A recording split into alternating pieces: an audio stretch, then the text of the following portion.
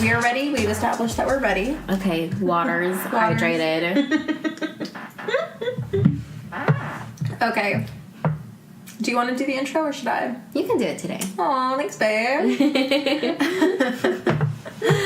Hey guys, welcome to the podcast as we have another awesome week ahead of us. I'm Priya. And I'm Sofia. This week we talked about the book You Are a Badass by Jen Sincero, and it's all about, quote, how to stop doubting your greatness and start living an awesome life. And truly, that is what I got from this book. Yeah. Yeah, it's 100% like I am here for this book. And I will I don't know about you, but I wouldn't say it often that I would actually reread a book over and over again. Especially a self-help book. Exactly, because with a lot of them, I feel like once you read it, you take some notes and you get everything you can out of it, and it's bing, bang, boom, done, and you don't need to pick it up ever again. Yeah, and honestly, as we're finding out, as with most self-help books, they're pretty shitty. Yeah, they are pretty shitty. And any wisdom you could have gained from them fits in an index card. Yeah, that's true. And a lot of self-help books too come from people promoting their brand, so it's not even very well written either. So yeah, there's a lot of fluff in there, and this does not have fluff. I feel like it's one of those books I would go back to and read over and over again if I wasn't so scared of what was in it, because it really it really digs to the core of issues, and it gets you to think and be reflective in a very active way, which is both terrifying and exhilarating. Yeah, Jen Sincero is that mom or that aunt who does not let you make any excuses whatsoever. Yeah. Every excuse you give yourself about why you're not living your dreams, it's 100% lie. Yeah. And every single time I would run away from this book, I'm I know she's right, and that's why I'm closing it. I'm so scared. And you know what? Speaking of running away from this book, I had a similar experience where it took me literally the longest time to even pick this book up. Oh yeah, we were supposed to record this episode 3 weeks ago. Yeah, but I think I was having imposter syndrome or something, because the title You Are a Badass, and it's a beautiful cover. It's yellow, it's fun, yeah, and it's you're a badass. And A+ font choice. Oh, 100%. And it felt like I was just lying to myself by picking up this book, because I didn't feel like a badass. I didn't feel like an amazing person or anything like that. So I felt like an imposter, like I said, picking up this book. And I just was so afraid of not being able to live up to what it says in the book that I didn't even cast an eye at it. Is that how you say that? Yeah, absolutely. Continue. I didn't even glance at it for the longest time. But I think that is just a testament to the book itself. Even before reading it or opening it, I was afraid of the power it held. No, the way I was scared of it was I listened to the book on audiobook, and I knew from the first 1 or 2 chapters that it was going to be really great. And I think she has a way of holding up a mirror to you and your very weak excuses. Yeah. And she just really digs in with that tough love. Mm-hmm. And I think I knew that she was right about my excuses my excuses about not accomplishing my dreams, and she knew it was flimsy. And I think that's why I didn't want to open it for the longest time, because I didn't want to face the truth. Yeah. And this is for real something I talked about in therapy too. I'm there's this scary book, and it's triggering me. Yeah. I texted my therapist hey, I finished this scary book, and she's you are a badass. 3 exclamation marks. Yes, and I saw that text. I definitely screenshot that text immediately, and I sent it to her. To its validity. But seriously, this book is fucking amazing, and if there is ever one book that you need to read in your life, this is it. Yeah, the only reason I'm not strongly recommending it is because I still feel kind of wounded and scared about my own potential, but it's absolutely not about the quality of this book at all. A lot of the self-help category has a lot of really bad writing. As we've read. Yeah, and she's not just a great coach. she's also a really good writer. Yeah. That has a really good editor. Yes, exceptionally good. Unlike many of the books we've read here on the pod. So let's get into her philosophy. Yeah, let's do it up. I'm ready. So the two big concepts she holds forth throughout the book is about source energy, vocabulary time, source energy, and big snooze. So what is source energy? Let's talk about that a little bit. Yeah, exactly. So when she first started saying, like, the source energy, tune into the source energy, and blah, blah, blah, I was like, okay, what the fork is source energy? Yeah, I was like, oh, okay, here we go. Yeah, here we go. Here's the woo-woo stuff, and, like, blah, blah, blah. And I was like, oh, I shouldn't have been so afraid of this book. She's using words like source energy. But then I was wrong. Source energy, as she explains it, and as I understand it, is basically what, like, the universe is made out of. Okay, and so let me back up a little. When she talks about the G word, which she refers to as the G word, like God, she says there's so many different ways that you can call or recognize that. So, like, she says the universe and all these other, like, different names for it, and then she says, like, the G word or the universe or whatever you call it is made up of the source energy, and it's, like, different vibrations, and, like, you can tune into different frequencies. I don't know if that makes sense to you guys. Yeah, like, all these words that we're using are words that I would usually roll my eyes at. Mm-hmm. And she also, like, sorry, that was my notebook. She also... We're just so excited. The source energy is working, you guys. It was a sign. So she spends, like, a lot of these first two chapters saying, like, I know you're gonna roll your eyes at this, and I did the same thing. And I also thought God was stupid and not worth exploring. But source energy is basically her word for God. And whatever it is that we want to harness in the universe, it's already out there. And it's just up to us to, like, take a bucket and, like, scoop up every single thing for us. Yeah. Yeah, and I feel like she basically just said, like, going off of your bucket thing, was that the hardest part is, like, recognizing that we, like, actually can have a bucket and can have a really big scooper instead of, like, a little teaspoon. We can have the biggest scoop that we want. We just have to, like, break through all of these, like, mental barriers that we have and, like, the social conditioning things, and, like, she really goes for it, and I am here for it. I love her. I would die if I met her. Like, I would just be like, life done. I'm so happy right now. Let me ascend. Like, you know what I mean? Yeah, it's like, to, like, kind of bring another metaphor to it, it's like, you know, like, you're pretending or thinking that you're poor, but you're, like, in a mansion or something. And no, but you're in, like, a lake full of gold coins. So source energy is like gold coins. Like, there's so much more that is out there for us, and we just need to realize that we just need to jump up and already grab it. out there. And you have to, like, train your mind to believe in the impossible and to take a leap of faith. Yeah, like, okay, think about it kind of like this. I don't know if you guys, like, you listeners, need, like, any more analogies or metaphors or whatever, but here's another one. So, remember the game Mario, where it's like, ba ba ba ba ba ba bum bum bum bum. So it's like, you know when he's, like, running on the ground and there are, like, these gold coins above him, and all he has to do is, like, jump up, and it's like ding or whatever. Like, this book is helping you get from the ground to, like, getting the gold coin. It's the jump. It's the leap. And we spend most of our lives believing these things about what we should be as people, things from our parents, things from our society, what we deserve, what we think about money, all of that. And she really expects you to break that down and see it for the lie that it is. Yeah, and to be honest, I read through this book once just for the podcast, and I've done a few of the exercises that she suggests, but this is a book that, like, even though we've recorded the episode and it's done and, like, whatever, I am about to pick this book up again and start from the very start and, like, take my time with it and, like, do everything I need to do before moving on, because I feel like, honestly, if you're feeling stuck in your life, if you feel like there's so much potential in you and, like, you can do more things or you want more things, this book is going to help you get there.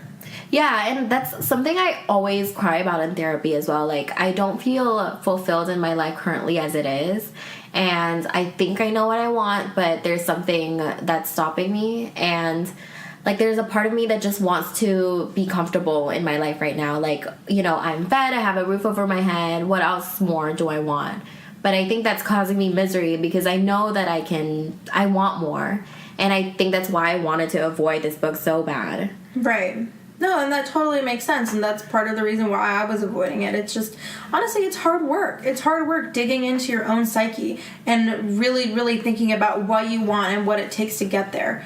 But she's going to hold your hand and be, like, a badass author and coach the whole way through. And even if you can't, like, hear her voice, like, when you read her words, it feels like she's there with you. Yeah, and speaking of, like, limiting self-beliefs and sabotaging yourself, she talks about that, and she calls it the big snooze. Yeah. So the big snooze she has, the big snooze is the word she has for the ego, like capital E. Yeah. And the ego is anything that, like, sabotages you, any sort of limiting scripts that you have in your head. you have in your head, and any sort of excuses that you have. It's the big snooze talking. Yeah. And she calls it the big snooze is because after you, like, let go of it, you finally wake up and achieve your dreams. Yeah. So basically the big snooze is basically just, like, maintaining the status quo in your life, like going to work, coming home, going to sleep, when in reality what you want to do is, like, start your own business or travel the world or anything else that's not, like, be a good mother, be a mother. Like, yeah, exactly. It's about, like, waking up. It's really what this book is about. And she talks about it as a very dynamic thing. Yeah. And she says, like, remember, once you start to try to change your life, the big snooze is going to start to, like, try to tear you down. Mm-hmm. So don't let it. And one of the things that I admire so much, not only, like, in this book, but, like, in, like, her way of coaching, is that specifics really, really fucking matter. Yeah. And it's not only in the way that she asks you to, like, reflect upon, like, yourself and your upbringing and, like, where you want to go in life, but she also, like, advocates for specific actions and specific things that you can do every single day to get you where you need to go. It's not all theory. It's not mumbo jumbo. It's not vague. It's all about, like, putting everything into practice and, like, getting you the best way possible from point A to point B, or if you want to go further, point Z, like, wherever you want to go. That's the big part of source energy too. It's just, like, you can't just have faith and think about it. You have to put yourself out there and just do whatever you can to put yourself in the direction that you want. Like, maybe, you know, you're a waitress and you want to be, like, a big time Hollywood star. Like, mm-hmm. Obviously that's not going to be a straight line, but as long as you're putting yourself out there, I don't know, like, taking acting classes, meeting people or something, and have faith that, like, the source energy will be there for you, your so-called, like, vibration will remain high. Yeah. And as long as you have high vibration, you'll attract more high vibration, and it's just gonna, like, push you up to accomplish whatever you need to do. So you have to keep the vibration high. Exactly. And a lot of this book is about faith, yes, which is something that I find really hard because she's saying faith in two things. Faith in yourself, which I feel like is the hardest thing. I feel like it's a skill that you build up over time. And faith that what you want is out there. Yeah, it's already out there. Yeah, like, it's already happened. Like, all you have to do is, like, you know, walk the steps to do it. Yeah, have faith in yourself to, like, bust through the big snooze and anything that life throws at you. At the end of the... Sorry. No, go ahead. At the end of the book, she talks about how she needed a writing space, and she wanted this very specific kind with, like, a really nice house, big windows. She wanted to look out into the desert and maybe have some animals, too. And she just, like, really put it out there, and even she was doubting herself. And then, like, what is it, like, 24 to 48 hours before, it came exactly as she envisioned it. And I know that sounds super woo-woo, but I think what breaks it apart from being woo-woo is that she didn't just, like, sit down and was, like, secreting it. Like, you know, she wasn't just, like, putting a vision out there to the universe. She did that. Yeah, she also, like, reached out to people. Exactly. Like, hey. She was active and, like, insistent and persistent. And that's what takes you from A to B. It's not just, like, the vision, it's the action. Yeah, I think I have a hard time with the faith too, but I think if you live your life as if it's already out there, whether or not it is, let's just call it like a little harmless delusion. Like, if you're deluded into the fact that something is already out there for you, I think you live your life more openly and happier because you live on an optimistic plane rather than, like, it's already over for me, I'd rather not try anything. Exactly. I just feel like her perspective and her way of thinking and approaching life is so refreshing.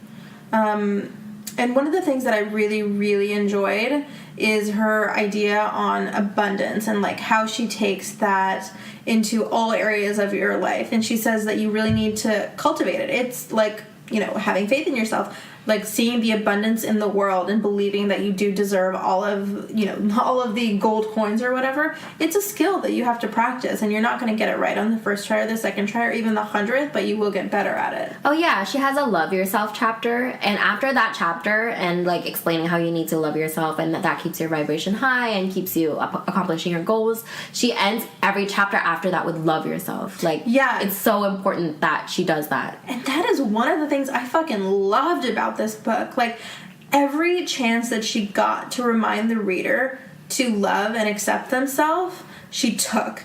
And that is something that you don't... I just feel like this book was less about her as a person, her as a coach, like pushing her services like so many of the other self-help books that we've read. It was really about the reader and giving us all that she could in, like, what was it, 200 something pages. Yeah, and I think she also did that for people. She knew probably that a lot of people with imposter syndrome was reading this book, and like me and Priya probably have this in common, where like if someone tells us to love ourselves or give us a compliment, we're just like, thank you, but inside we're like, yeah, sure. Yeah, I do have that problem. I mean, like, I've been better at like accepting compliments, but not like truly accepting them. So I'll be like, oh, thank you so much, or, you know, whatever. But in my head, I'll be like, exactly like you said, like, yeah, like, whatever. Yeah, like they don't really know me. They don't really, like, if they really knew me, they wouldn't say that sort of thing. Yeah, exactly. And I don't know. This book was just amazing. Like, honestly, out of all of the things that we've read and done on the podcast, this is, like, the number one recommended in my head. Yeah, it's a lot of tough love, for sure. And you might, like us, like, pick it up and put it back down and pick it up and put it back down.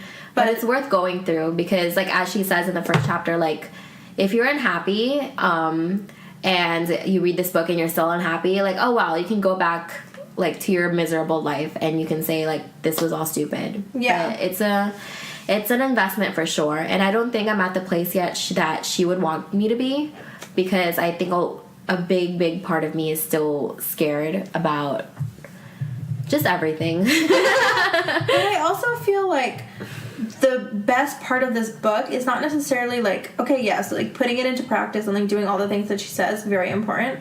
But on my first, you know, read through it, and I'm sure yours too, it was mostly just about like discovery, learning these things about yourself, learning that there are things that are silent in your head but that are holding you back. She's just so all about no excuses. She's just all about, like, you know, picking apart the lies you tell to yourself. Like, she has this, like, actionable example about, like, picking apart your excuses, and the example she gives is, like, a girl says, oh, there's no more good men out there, like, that's why I want to stay single. Yeah. And she, like, picks it apart kind of sarcastically. She has a great sense of humor as well. Exceptional, which I think for a sense of humor to come across in writing, I mean, that's fucking awesome. Yeah, and she's like, oh, really? Like, there's no more good guys out there? There was, like, a good guy genocide, and, like, your friend Deb, who got married to a really great guy, she just got lucky, and she got the last one. Darn it. Like, she really picks it apart like that. And she, like, also encourages you to keep your vibration high. She encourages you to hang out with people who are also on the same sort of journey where, like, they want to move forward. And she says, and this kind of, like, took me aback a little bit, like, damn, all right. She said, you, like, really hang out with people who make you feel like a loser if you're not achieving what you want. Oh, geez, like, what happened to, like, not comparing yourself to other people and, like, loving yourself? God. Gosh, Jen. Stop it. This is too real for me right now, Jen. But, like, the best part of this book is that the content itself is so, like, serious and hard-hitting. It's serious and hard-hitting, but she has a sense of humor about it. Like, she talks about vision boards, and it's apparently a great way to, like, cultivate your source energy. And she called vision boards a craft day with God. So fucking hilarious. It's such a pleasure to read, honestly. It really is, and I can't recommend it highly enough. But I do have to say that you have to be at a certain point where you're really ready. Like, you have to make that, like, conscious decision on your part. Like, yeah, you know what? I'm tired of this shit. Like, I know I want better things. I know I want bigger and better things. Like, this book is going to help me get there, and now I'm picking it up. Because I know for a fact, like, if I picked up this book 2 years ago, it would not have made an impact on me, and I would have rolled my eyes a little bit. But I think because now I'm in that part of my life where I'm like, yes, I'm fucking ready for this, it's making the biggest long-term impact that it possibly could. Yeah, and she talks about, she talks to the reader, and she said, like, I felt like I was going through the motions of living my lukewarm life with the occasional flare-ups of awesomeness here and there. And that's exactly how I felt about my life. And when I read that, like, I just felt so dragged. And damn, she is coming like, she for just, you. like, read me so well. And I think that's why it's just... like, I'm still kind and, like, of... we're laughing, but it's, like, nervous yeah, I'm laughter. still kind of, like, scarred. Like, oh, ha, ha, ha, that's so funny. And then, like, 2 minutes later, we're just, like, dead serious. Deep in thought. Oh, I want to talk to you about her India chapter. And she talks about, like, going to India. It's her favorite place in the world, and how she learned to be present and to go with the flow. And she loves how Indian people just seem to do that naturally and just seem to be, like, really nice to each other and all of that. And I was like, like, if you hadn't, like, sold me on the, like, several chapters before that, like, this section is, like, it was very close to cringe, but it was, like, a very short chapter. Yeah, I have to agree. Yeah, she was wisely short about this chapter because, like, a lot of white writers, self-help writers who write about India, it's, like, very cringy and fetishistic and orientalistic, if that's a word. No, totally. I mean, like, the things that she, like, it's just the only cringy part for me was, like, the way she talked about it, but not what she said, if that makes sense. I feel like, for example, I think it was episode 4, the happiness documentary, like, they did go to communities like the ones that she was talking about, but the way that they talked about it was very, very different. It was much more of, like, appreciative and, like, on the level, whereas I think sometimes in that chapter in this book, it came across as cringy. Like, generalized. Yeah, extremely generalized, and that's there's some assholes in India, you guys. Yeah, and I'm related to, like, half of them. Just kidding. I'm totally kidding. I'm kidding-ish. Let's be real. Ish. But seriously, it just felt a little, you know, like, white girl travels to very find herself. Eat, type pray, of thing. love. Yeah, and, like, I don't have a problem with that. I really don't. It just was like, did any, like, brown people read this chapter before you published it? Yeah. Like, you know what I mean? Or, like, you must have met some, like, asshole brown people in India. It's just, like, your source energy was very high or something. Yeah, exactly. I mean, I do think that the things that she experienced and, like, the lessons that she learned were, like, very valuable. It was really just the way that she talked about it. Yeah, it's all about your perception, right? But I think... I don't know, I just felt like she was just short of cringy because the chapter was very short. I think it was like 2 pages. And I think that she knew to tread carefully, which I appreciated, but I feel like I wish that a couple brown people read that before she published it, so it could have just been framed in a better way. Jenny, like, I just want to, like, have a quick chat. Jenny, please. Jenny, please call us next time. But that was, yeah, right. Like, that's the only thing where I was like, come on, Jen. You could do better. I trust that you can do better. Yeah, and there's nothing wrong with liking India. Like, yeah, like I said, everything country. she said was fine. It was just, like, the way she said it. I was like, and I know that I sound like a stereotypical, like, woman, like, lady, like, when you're having an argument or you disagree with something, it's like it's not what you said it, it's how you said it. You know what you did.